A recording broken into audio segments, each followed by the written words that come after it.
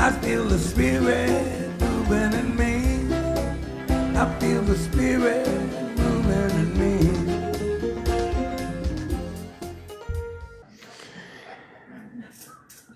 So, first things first, Blaine may not be here, but I can be Blaine. Take my shoes off. I think they're wet anyway. So I have a message for you today, and I'm grateful to share it with you. Living fully while dying. I want to begin with a sentence that might feel uncomfortable. Every one of us in this room is living while dying. Now, before you run for the exit, hear me out. I'm not saying this to be dramatic. I'm saying it because it's true. Life is temporary. It always has been, and it always will be. The difference is that most of us live as if it's on the horizon, very, very far away, until one day something happens to us that brings it much closer into our view. For me, that moment came in 1989. I was sitting across the table from a doctor who looked at me and said, "You have 6 months to live." It was the first of 3 times I've heard, "You have 6 months to live." In that moment, I went from business suits to hospital gowns, from boardrooms to hospital rooms, from long-term plans to short conversations about time. But what I did not know then was that my life was about to unfold in 3 different phases. 3 ways of living, 3 ways of understanding time, 3 ways of understanding what it meant to be alive. Phase 1 for me, living fully without regard to dying. Before that diagnosis, I was living what most would think was a really successful life. I had ambition, energy, and momentum. I was building businesses, leading teams, and chasing opportunity. The future felt wide open. And if I'm honest, death was sort of something that was like way off in the distance. I didn't even really think about it much, or at least not seriously. It was an abstraction, something that happens someday to someone else. I lived fully, yes, but I lived with the quiet assumption that time was abundant. Most of us do. We plan for next year, next quarter, next decade. We postpone conversations. We delay risks. We assume there will always be another opportunity, another introduction, another moment to say what we meant to say. And the truth is, for many years, my life moved forward just like that. Driven, productive, busy. But like many who are moving quickly, I did not stop very often to ask a deeper question. Not what am I doing, but why am I doing it? Life was full. It was automatic until it wasn't. Phase 2, living fully while being told I was dying. When a doctor tells you you have 6 months to live, something remarkable happens. The noise disappears, all things you thought were urgent suddenly lose their volume and priority. deadlines, titles, status, expectation, they shrink. And other things become very, very clear.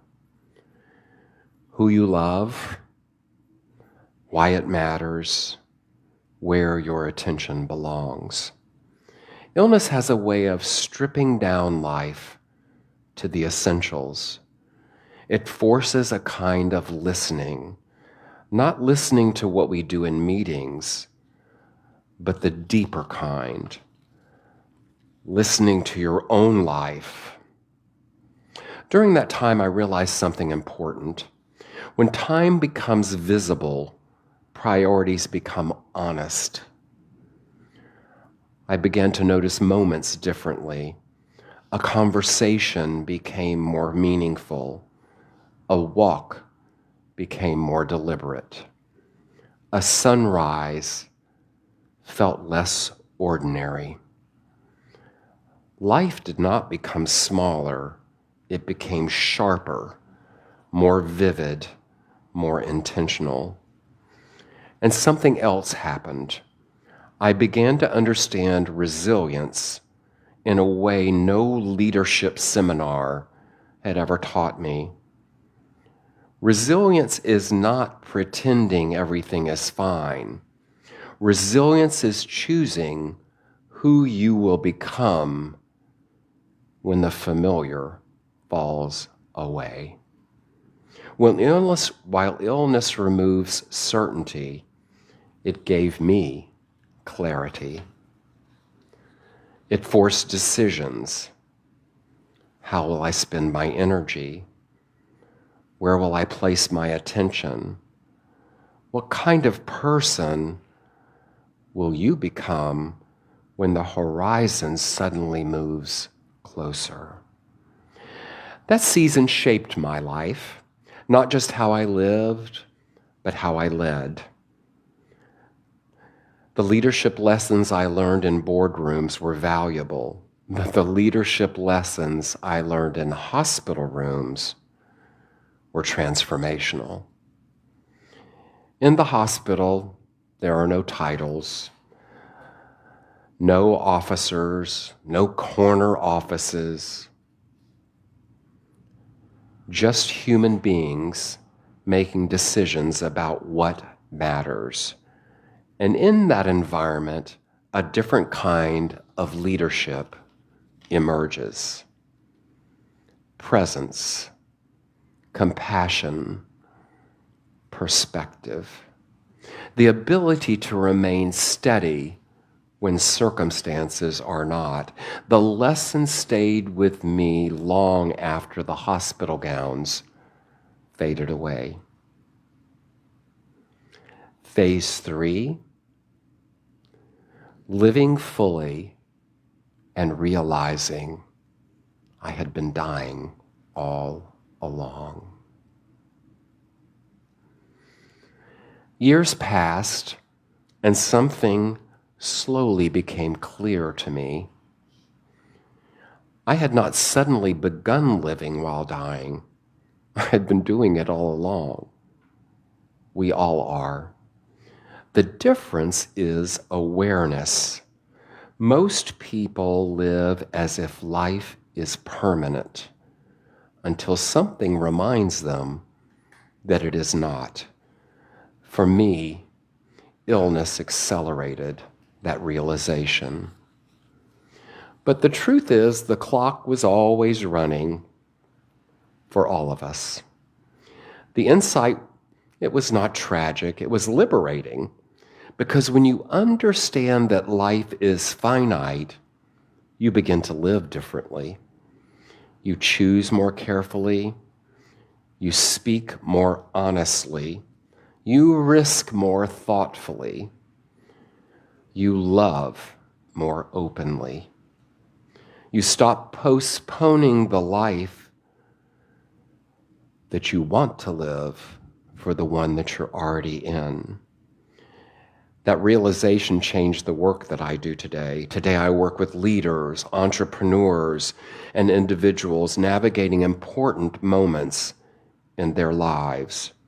Some are expanding into new leadership roles. Some are rebuilding after unexpected setbacks. Some are successful on the outside and quietly asking deeper questions on the inside. And the work I do with them is not about productivity, it's about alignment. Because the most powerful leaders I know are not the busiest ones. They are the most deliberate ones. They understand that time is finite, that energy is precious, and attention is a choice. And leadership at its best is simply the practice of living with that awareness. See, people sometimes ask me what it means to live fully. It does not mean squeezing every experience into every day. It does not mean chasing adrenaline.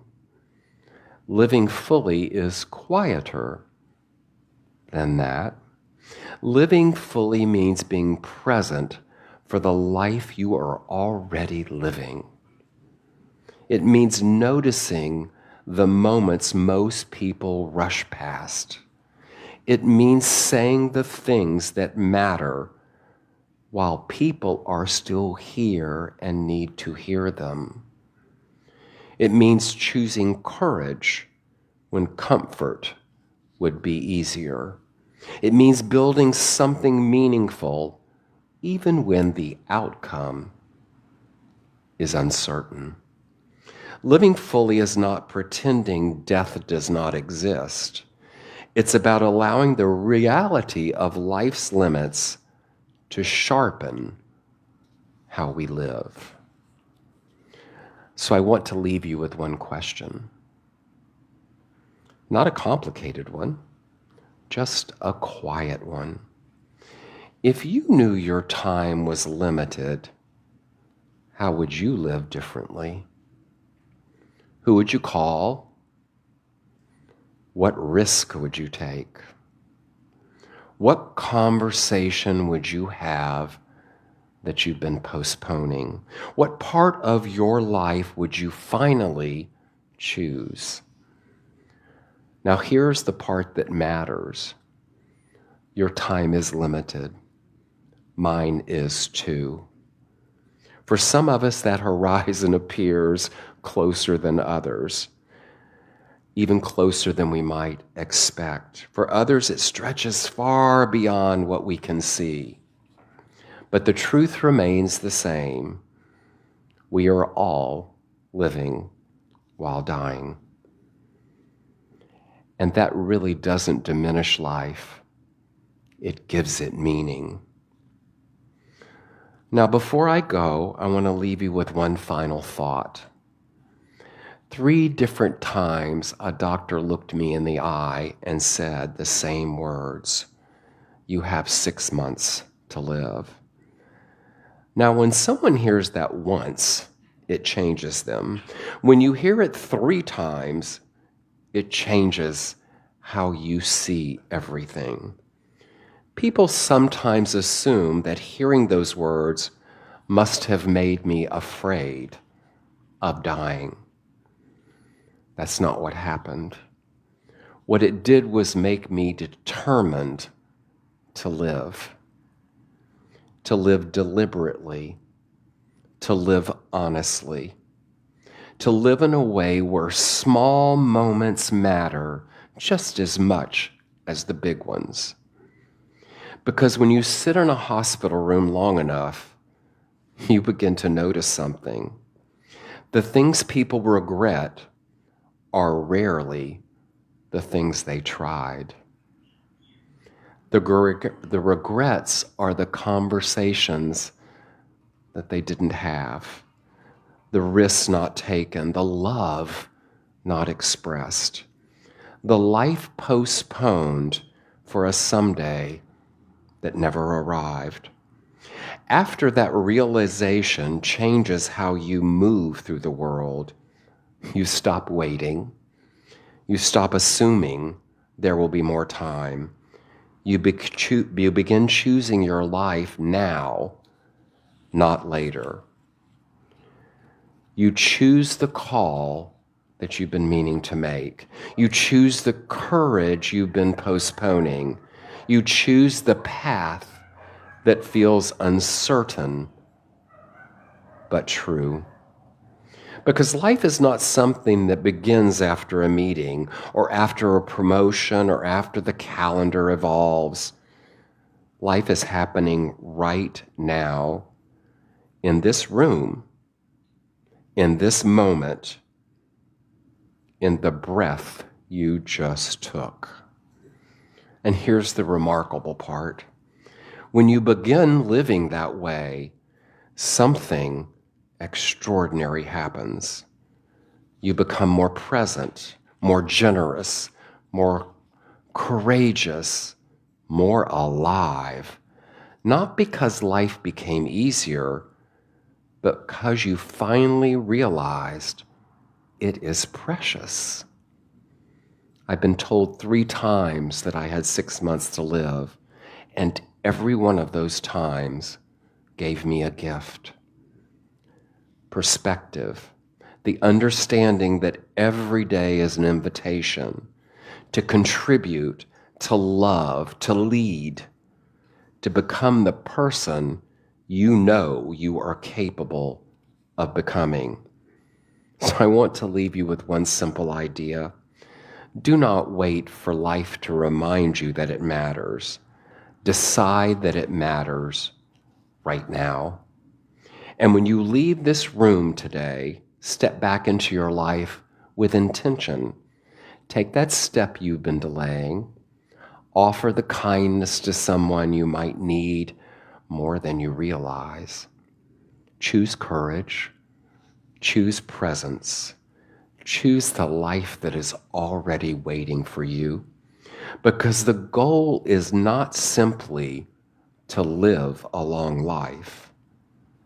The goal is to live a full one. Thank you.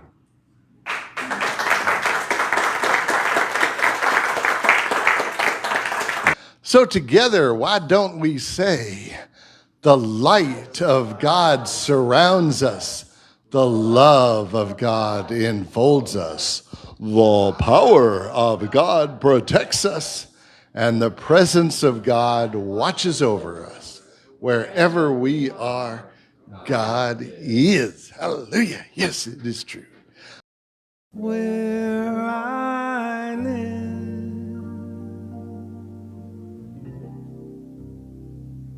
there are rain.